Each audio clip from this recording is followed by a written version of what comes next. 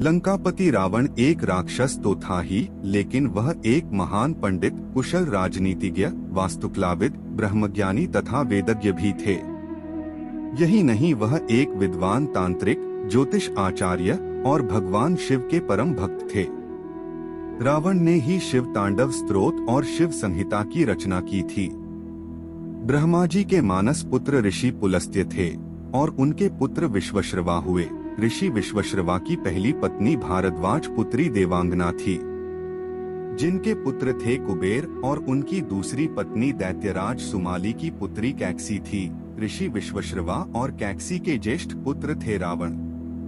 ऋषि एवं राक्षस से जन्म होने के कारण वे कुल से ब्राह्मण एवं कर्म से राक्षस बने। रावण का जन्म नाम दशामुखा था।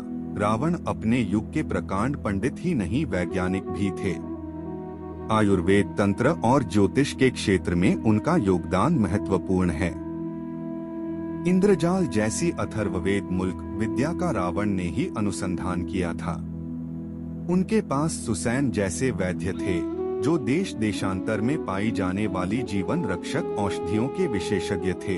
इसके अतिरिक्त वह एक कुशल राजनीतिज्ञ एवं नीतिविद थे। हम मानते हैं रावण के अहंकार एवं लालसा ने ही उनसे कई बार अघोर पाप करवाए थे।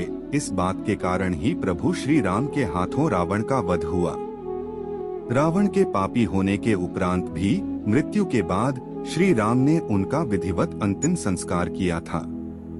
श्री राम ने ही कहा था, हम सब इस महान संस्कृति के ही अंग है और हमारी संस्कृति हमें दूसरों की बुराइयों को छोड़ अच्छाइयों से सीख लेने की प्रेरणा देती है। परंतु आज भी अनेक लोग रावण की अच्छाइयों को छोड़कर केवल बुराइयों को देखते हैं। उनके लिए हम यह बता दें, रावण के ही कारण आज शिवलिंग पूजा एवं शिव साधना विधि समस्त संसार में व्याप्त हुई है। रावण संहिता के पंचम परिच्छेद में रावण ने वैदिक ऋषियों को सदा शिव पूजा एवं साधना विधि से परिचित करवाया था। रावण ने ही महादेव को शंकर के नाम से संबोधित किया था। इसके अतिरिक्त शिव तांडव स्तोत्र उनके ही द्वारा रचा गया है, जिसे पाठ करने से शिव पथ प्राप्ति होती है। आज इस प्रस्तुति के माध्यम से हम रावण के अवगुणों को प्रदर्शित नहीं करना चाहते हैं। हमारा उद्देश्य तो केवल रावण की भूलों को प्रदर्शित कर उनसे शिक्षा लेना है।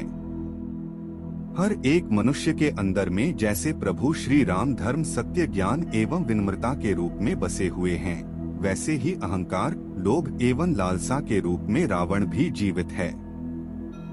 जैसे प्रभु श्री राम ने महाप्रतापी परम शिव भक्त रावण को नहीं बल्कि अधर्मी, दुराचारी, लोभी एवं अहंकारी रावण का संहार किया था, वैसे ही हमारे अंदर के रावण का वध सत्य, धर्म, ज्ञान एवं विनम्रता रूपी श्री राम करते हैं। सनातन ज्ञान भंडार की इस प्रस्तुति में आज हम रावण द्वारा दिए गए नीति ज्ञान को जानेंगे। तो चलिए शुरू करते हैं। रावण की पहली नीति। लंका युद्ध के अंतिम दिन में युद्ध में जाने से पूर्व रावण ने यह नीति ज्ञान अपने नानाजी सुमाली को दिया था। रावण ने कहा, जो एक बार मैं ठान लेता हूँ, उससे मैं कभी हट नहीं सकता। मृत्यु का भय भी एक वीर पुरुष को अपने वचन से विमुख नहीं कर सकता। रावण ने अपने जीवन में अनेक अच्छे एवं बुरे निर्णय लिए थे, परंतु विपत्ति एवं मृत्यु के भय से रावण कभी पीछे नहीं हटा। उन्होंने परिणाम की चिंता किए बिना ही अपने विधान का पालन किया। प्रभु श्री राम ने उनके एक एक शूरवीर को ध्वस्त कर दिया और वह भी श्री राम के हाथों मृत्यु प्राप्त करेंगे। यह जानने के उपरांत भी रावण ने अपना मत नहीं बदला। रावण का मानना था कि उनकी मृत्यु के बाद संसार उन्हें एक वीर पुरुष के नाम से संबोधित करे। रावण की दूसरी नीति। लोग मुझे आज क्या सोचते हैं या क्या सोचेंगे, मुझे उसकी परवाह नहीं। क्षीण बुद्धि वाले इस समाज को तो परमेश्वर भी संतुष्ट नहीं कर पाएगा। रावण के यह विचार समाज के अति जटिल पहलू को उजागर करते हैं। पवन पुत्र हनुमान जी द्वारा लंका दहन के उपरांत रावण ने यह उपदेश अपने मंत्रियों को दिया था। उन्होंने कहा, कुछ लोगों के लिए मैं देवता हूँ और कुछ के लिए एक राक्षस। लोग केवल अपना स्वार्थ जानते हैं। जब आप में उनको अपना स्वार्थ दिखेगा तब आप उनके लिए देवता हो, और जब आप उनके स्वार्थ को पूरा ना कर सको तब आप उनके लिए एक राक्षस बन जाते हो। यह समाज अपने अपने स्वार्थ से ही चलता है। यह स्वार्थ ही देव दानव मनुष्य से अपराध करवाता है। अतः स्वार्थ को छोड़कर जो अपना जीवन धर्म व्यतीत कर सके वह पुरुषोत्तम कहलाता है। एकमात्र प्रभु श्री रामचंद्र जी ने निस्वार्थ रूप से अपना जीवन व्यतीत किया, और इसलिए आज भी हम उन्हें पुरुषोत्तम के नाम से संबोधित करते हैं। रावण की तीसरी नीति। हे मंदोदरी, मैं जानता हूँ कि आज मेरी पराजय निश्चित है। पितामह का दिया हुआ वरदान आज मेरे ऊपर एक श्राप के भांति मंडरा रहा है। रावण ने आगे कहा, किसी भी व्यक्ति को ख्याति पाने के लिए या तो देवतुल्य बनना पड़ता है अथवा दानव समान। अगर अच्छा बनना हो तो इतना अच्छा बनो कि इंद्र भी अपना आसन तुम्हें दे दे, और बुरा बनना हो तो इतना बुरा बनो कि स्वयं नारायण तुम्हें तुम्हारे पापों से मुक्त करने हेतु अवतीर्ण हो। अतः हे मंदोदरी, आज मैं अधर्म का प्रतीक बन चुका हूँ, पापों से मेरा घड़ा भर चुका है। मैं जानता हूँ कि मैंने अपने अहंकार के कारण नारायण को नहीं पहचाना, और मैं यह भी जानता हूँ कि वह अवतरित मेरे विनाश के लिए ही हुए हैं। परंतु यह तुम जान लो, रावण कभी नहीं मरेगा। मृत्यु के उपरांत भी यह रावण हमेशा के लिए अमर बनकर रहेगा। जब तक श्री राम का नाम रहेगा तब तक रावण भी रहेगा। रावण सदैव अमर बनकर रहेगा। रावण की चौथी नीति। जब रावण की सेना को प्रभु श्री राम की वानर सेना ने क्षति पहुंचाई, तब रावण ने लंका को इस संकट से बचाने हेतु कुंभकर्ण को जगा दिया।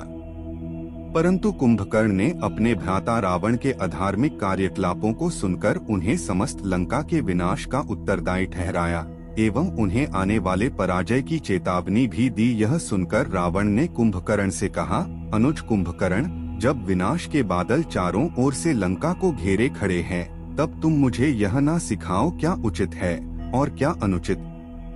हाँ, मैंने अपने लोभ के वश में सीता का हरण किया, और आज वही मेरे मृत्यु का कारण बनने वाली है। हाँ, मैंने नारायण को पहचानने में भूल की, और उसी के कारण आज मेरे अनगिनत वीर योद्धा वीरगति को प्राप्त हुए। हाँ, मैंने अपने अहंकार के चलते श्री राम के शांति प्रस्ताव को ठुकरा दिया, और आज मेरी सोने की लंका एक श्मशान बन चुकी है। परंतु जो बीत गया बुद्धिमान उसका शौक नहीं करते, भविष्य की चिंता कभी कर्मयोगी नहीं करते। इस समय इस क्षण में जो जीते हैं वही महात्मा कहलाते हैं। युद्ध जब आरंभ हो चुका है तो इसे मेरी मृत्यु से ही समाप्त होना पड़ेगा। यही नियति है, और रावण इसे हंसते हंसते स्वीकार करेगा, ताकि इतिहास रावण को भीरू अथवा कायर न समझे। रावण की पांचवी नीति। अंतिम युद्ध में जाने से पहले रावण ने महाकाल आरती का प्रबंध किया, परंतु आरती के समय अपशगुन होने पर रावण ने महाकाल महेश्वर से कहा, हे महाकाल, हे परमेश्वर, हे शंकर, आज आप इन अपशगुनों द्वारा रावण को डरा नहीं सकते हैं।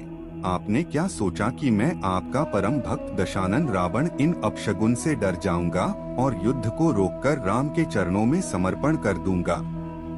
नहीं, रावण मिट जाएगा परंतु झुकेगा नहीं। अपनी आन को बेचकर जो जीते हैं वह एक कीट की भांति हर दिन मरते रहते हैं।